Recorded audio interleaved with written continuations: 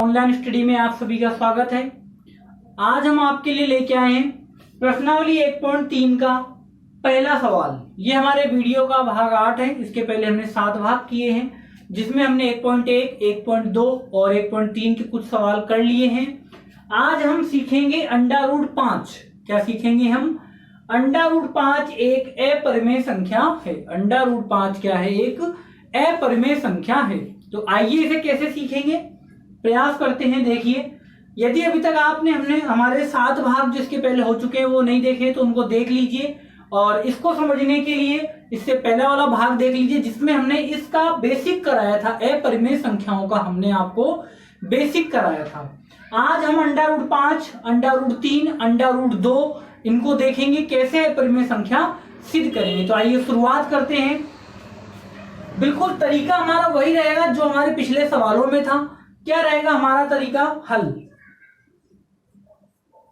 सबसे पहले हम लोग क्या लिखते हैं? हमें सिद्ध करना है कि क्या लिखते हैं? सबसे पहले हमें सिद्ध करना है कि हमें सिद्ध करना है कि हमें क्या सिद्ध करना है? अंडा रूट 5 एक अपरिमेय संख्या है। क्या है? एक अपरिमेय संख्या है। बिल्कुल ठीक है। हमें क्या सिद्ध करना है? अंडा रूट 5 एक अपरिमेय संख्या है। फिर क्या करेंगे हम? इसे हम विरोधाभास से सिद्ध करेंगे। इसे हम विरोधाभास से सिद्ध करेंगे। और विरोधाभास की शुरुआत कैसे होती है बताइए? यदि संभव हो तो माना। यदि संभव हो तो माना। यदि संभव हो तो माना। क्या माना? अंडा रूट 5 एक परिमेय संख्या है। परिमेय संख्या है। फिर क्या करेंगे हम? परिमेय संख्या की परिभाषा से परिमेय संख्या की परिभाषा से क्या हो जाएगा? अंडा रूट 5 बराबर P बटे Q, जहां क्या लिखेंगे? Q बराबर नहीं है 0 की। जहां Q बराबर नहीं है 0। यहां ये काम हम पहले भी करते थे, इतना काम तो हमें करना ही पड़ेगा। ठीक है। अब इतने काम के बाद हम लोग क्या करें बताइए? इतना काम हो गया। अब यहाँ पे वो भी नहीं कुछ पक्षांतरण करें, कुछ ले जाएं। पहले क्या होता था? 7 या कुछ जोड़ घटाव में होता था, उसको उधर ले गए कर दिया। लेकिन यहाँ ऐसा नहीं है। तो ये थोड़ा अलग टाइप का सवाल है। जब अकेली संख्या हो, अकेला अंडा रूट 5 हो, अकेला अंडा रूट 3 हो, अकेला अंडा रूट 2 हो, या अकेला अंडा रूट 7 हो, तो इस प्रकार के सवालों को कैसे करते हैं वो देखिए। उनका तरीका एक जैसा रहेगा। जब कभी भी ऐसी कंडीशन आएगी तो क्या करेंगे? दोनों पक्षों का वर्ग करेंगे। दोनों पक्षों का वर्ग करने पर क्या हो जाएगा? अंडा रूट 5 का वर्ग बराबर P स्क्वायर बटे Q स्क्वायर। दोनों पक्षों का वर्ग कर दिया। अंडा रूट 5 का वर्ग बराबर P स्क्वायर बटे Q स्क्वायर। अंडा रूट 5 का वर्ग क्या होगा बताइए? अंडा रूट 5 गुना अंडा रूट 5 सिखाया था ना पिछले वीडियो में आपको। अंडा रूट 5 गुना अंडा रूट 5 क्या आएगा बताओ? अंडा रूट ए बराबर अंडा रूट ए। अंडा रूट ए गुना अंडा रूट ए क्या बताया था हमने आपको? हमने आपको बताया था, क्या बताया था? ए। तो ये कितना हो जाएगा?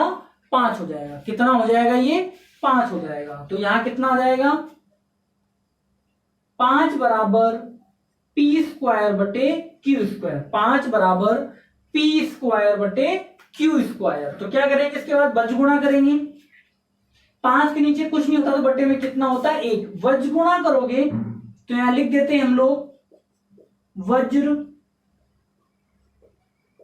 गुणा करने पर क्या लिख देते हैं हम लोग? वज्र गुणा करने पर क्या हो जाएगा? वज्र गुणा करने पर पी स्क्वायर बराबर 5q²। समीकरण नंबर 1 क्या हो गया हमारे पास? पी स्क्वायर बराबर 5q²। फिर यहां पे क्या लिखेंगे? देखिए p का जो मान है उसमें 5 आ रहा है। p के मान में क्या आ रहा है? 5, यानी कि इसमें क्या होगा? 5 का भाग जाएगा। अगर मैं यहाँ 5 का भाग लिखूं, कट के कितनी बार जाएगा? q² बार। तो क्या लिखेंगे हम लोग यहां पर? हम लोग लिखेंगे p² कोमा 5 का ऐसे भी लिख सकते हैं हम, p² 5 से विभाजित है। p² 5 से,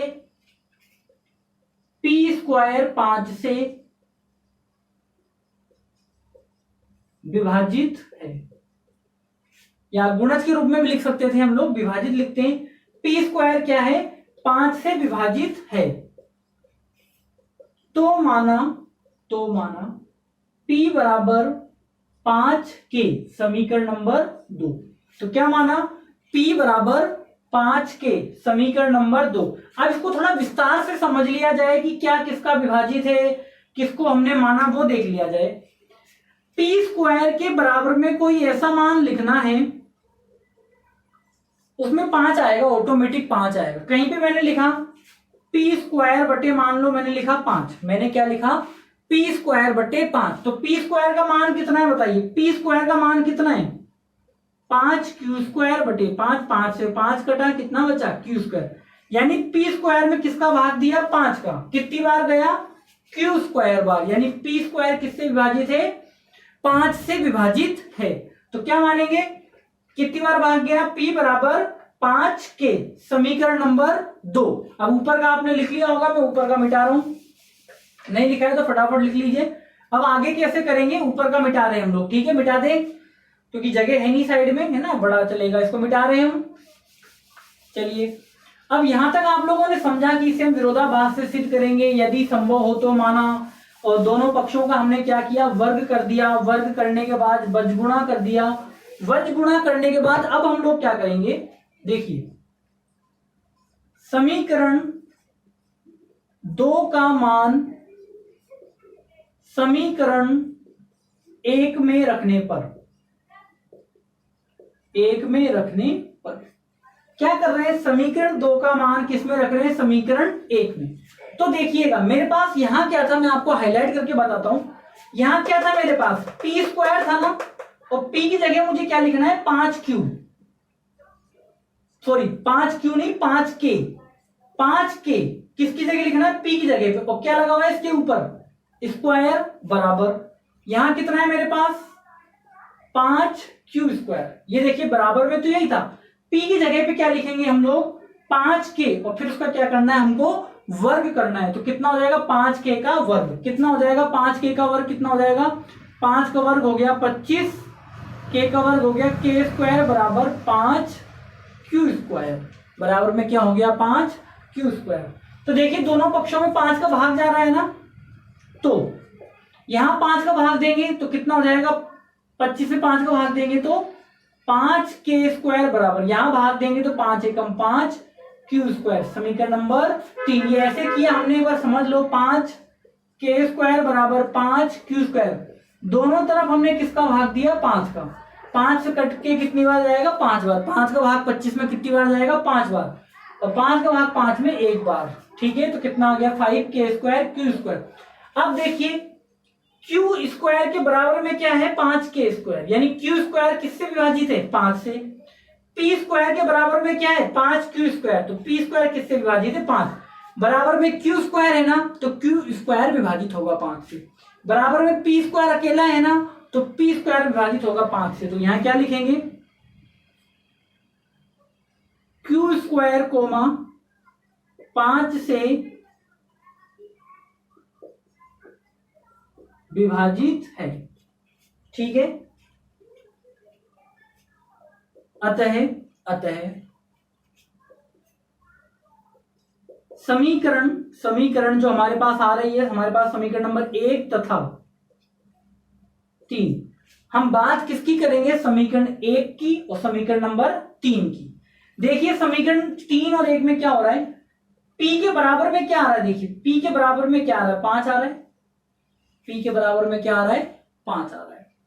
यहां Q स्क्वायर के बराबर में भी क्या आ रहा है, 5 आ रहा है। यानी P के बराबर में भी 5 आ रहा है, Q के बराबर में भी 5 आ रहा है। यानी दोनों में उभयनिष्ठ गुणनखंड कितना है, 5। दोनों में उभयनिष्ठ गुणनखंड कितना है, 5। तो क्या करेंगे, समीकरण 1 तथा 3 में एक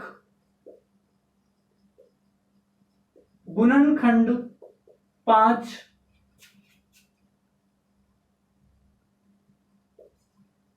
उभयनिष्ठ है। अगर 3 वाला अंडा रूट 3 कर रहे होते तो 3 उभयनिष्ठ आता, अंडा रूट 2 कर रहे होते तो 2 उभयनिष्ठ आता। यानी क्या हुआ, समीकरण 1 तथा 3 में एक गुणनखंड अंडा रूट 5 उभयनिष्ठ है, जो कि इस बात का विरोधाभास है कि, किस बात का विरोधाभास है कि P तथा Q में, P तथा Q सह अभाज्य कर सकते हैं, या ऐसे भी लिख सकते हैं P तथा Q में कोई भी गुणनखंड उभयनिष्ठ नहीं है। या फिर इस बात का विरोधाभास है कि P तथा Q परस्पर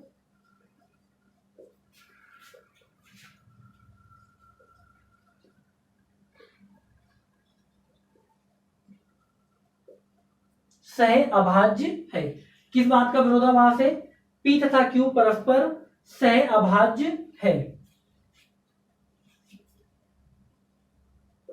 अतः हम कह सकते हैं कि, क्या कह सकते हैं, अंडा रूट 5 क्या है, अपरिमेय संख्या है। और एक लाइन और जोड़ सकते हैं, सह अभाज्य है, अतः हमारी अवधारणा गलत है, अतः हमारी अवधारणा गलत है। तो इस प्रकार हम लोग इस सवाल को करते हैं और इसको हम लोग मिटा देते हैं यहां पर।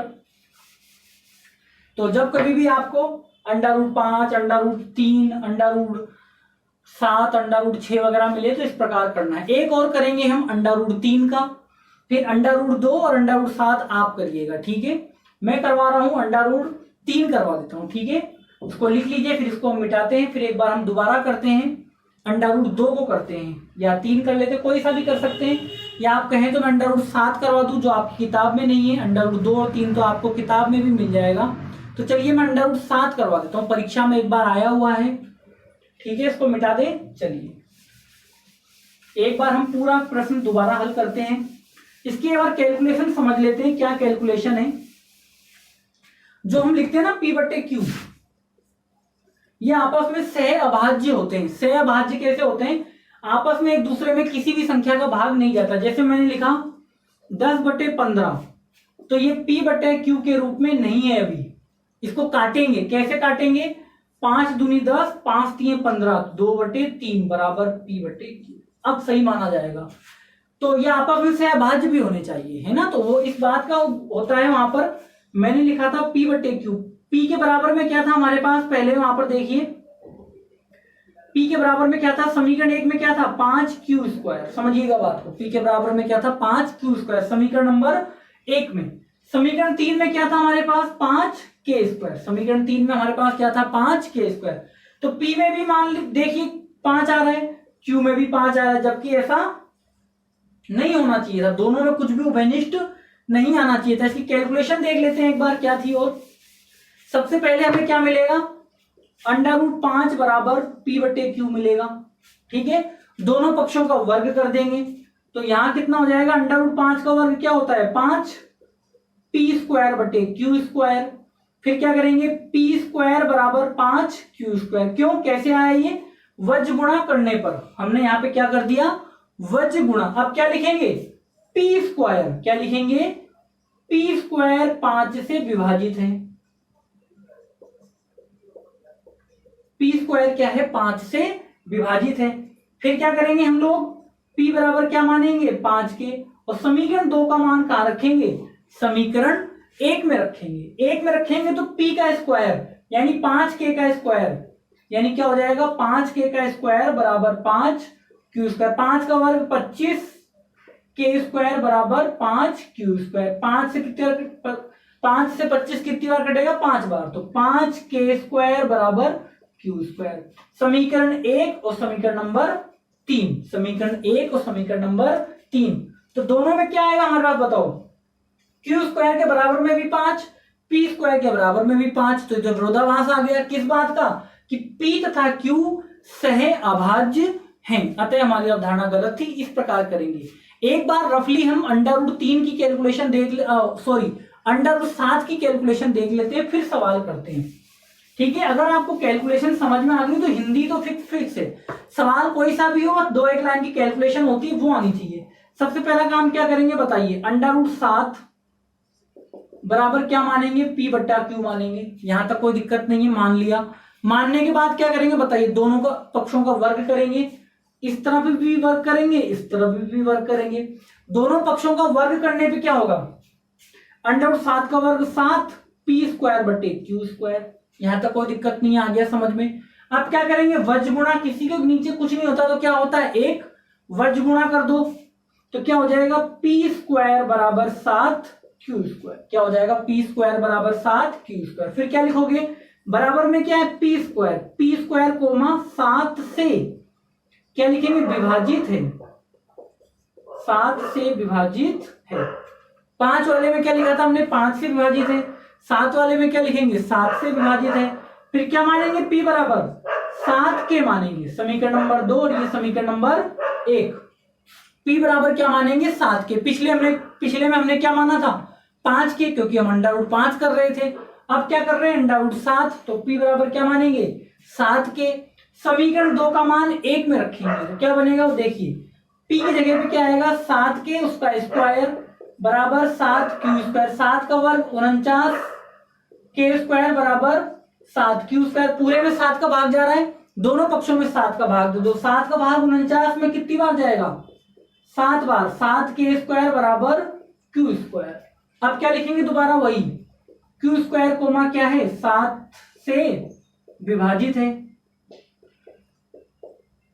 क्योंकि बराबर में q² है ना, q² क्या है, 7 से विभाजित है। फिर क्या लिखेंगे, अतः समीकरण 1 तथा 3 से दोनों में क्या है, एक गुणनखंड कौन सा, 7 उभयनिष्ठ है, जो कि इस बात का विरोधाभास है कि p तथा q आपस में क्या है, सह अभाज्य हैं, अतः हमारी अवधारणा गलत है। अतः हम कह सकते हैं कि √7 क्या है, अपरिमेय संख्या है। इसे हम पूरा विस्तार से करते हैं। ठीक है, आई बात आपको समझ में। एक हम उदाहरण ले रहे हैं अपनी इच्छा अनुसार, जो कि किताब में नहीं है, एक्स्ट्रा उदाहरण ले रहे हैं हम लोग।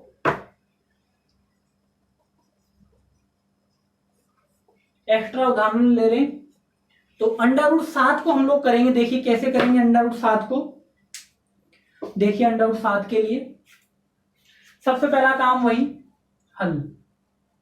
हल में क्या होता है, हमें बिल्कुल वही विस्तार से सिद्ध करना है कि, हमें सिद्ध करना है कि √7 एक अपरिमेय संख्या है। हम बिल्कुल वही क्रम अपनाएंगे जो हर बार अपना रहे हैं कि हमें सिद्ध करना है कि √7 एक अपरिमेय संख्या है। फिर क्या लिखेंगे, इसे हम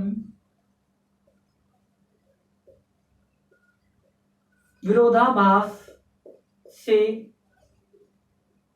सिद्ध करेंगे। विरोधाभास से कैसे सिद्ध करेंगे, क्या कैसे शुरुआत होती है विरोधाभास की, यदि संभव हो तो माना, यदि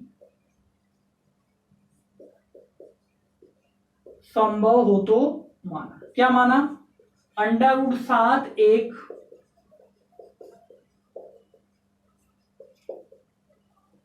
परिमेय संख्या है। क्या माना हमने, √7 क्या है, एक परिमेय संख्या है। फिर उसके बाद क्या करेंगे, तो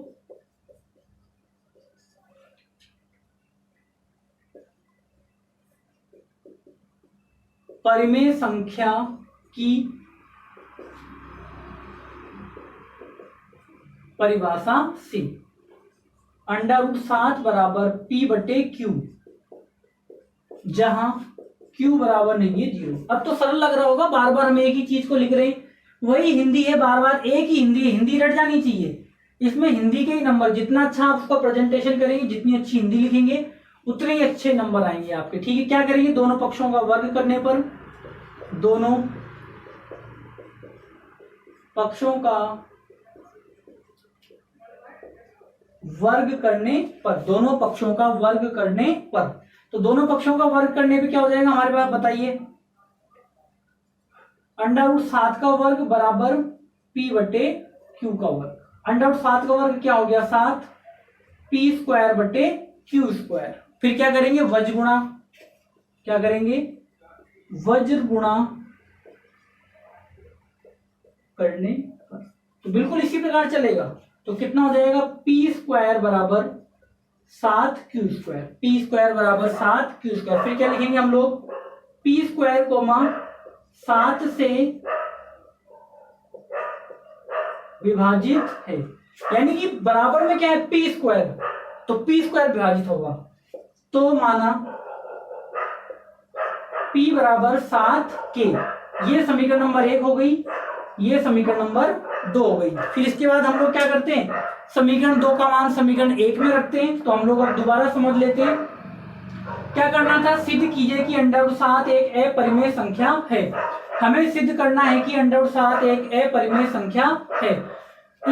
इसे हम विरोधाभास से सिद्ध करेंगे, यदि संभव हो तो माना √7 एक अपरिमेय संख्या है, तो परिमेय संख्या की परिभाषा से √7 बराबर P बटे Q। फिर क्या करेंगे, दोनों पक्षों का वर्ग करने पे √7 का वर्ग करेंगे, P बटे Q का वर्ग करेंगे। √7 का वर्ग क्या होता है, 7, P बटे Q का वर्ग क्या होता है, P² बटे Q²। तो वज्र गुणा कर देंगे, P² बराबर 7Q²। तो P² अकेला एक तरफ है, यानी P² किससे विभाजित है, 7 से। तो क्या करेंगे, P बराबर माना 7K। ऊपर का मिटा रहा हूं मैं, लिख लीजिए यहां तक फटाफट से।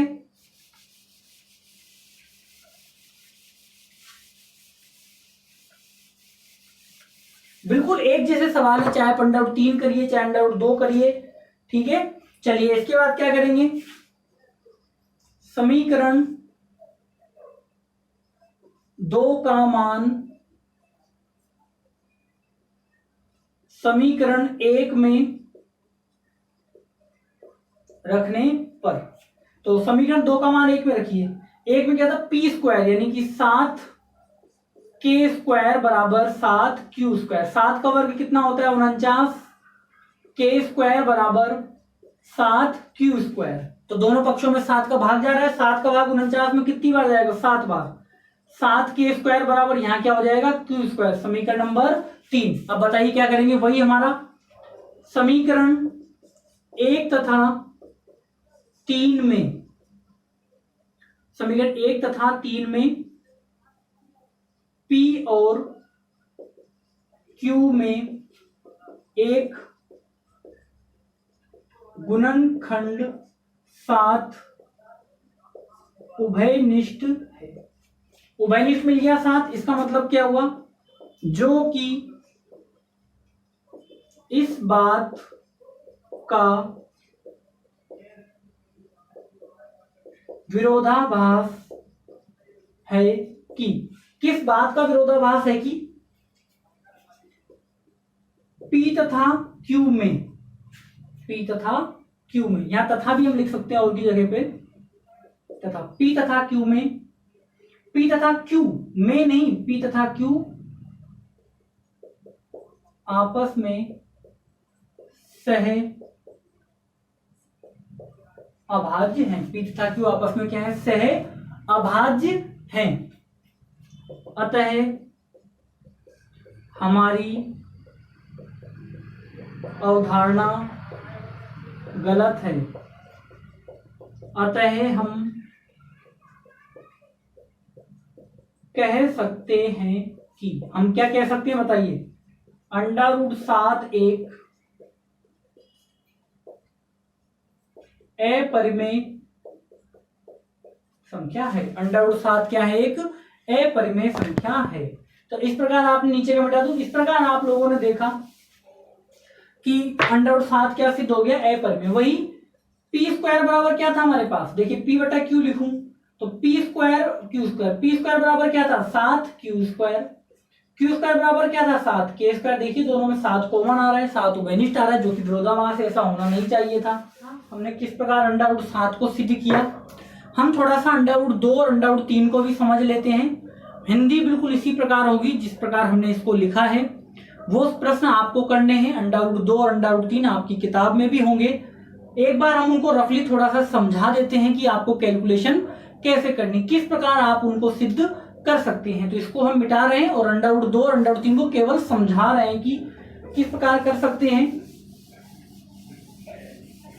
हिंदी लिखना तो आप लोगों को समझ में आ ही गया होगा कि किस प्रकार इनको करना है। सबसे पहले वही एक बार रिवाइज कर लेते हैं। सबसे पहले क्या लिखेंगे, हमें सिद्ध करना है कि अंडर रूट 2 क्या है, अपरिमेय संख्या है। तो अपरिमेय संख्या के बाद क्या लिखेंगे, इसे हम विरोधाभास से सिद्ध करेंगे।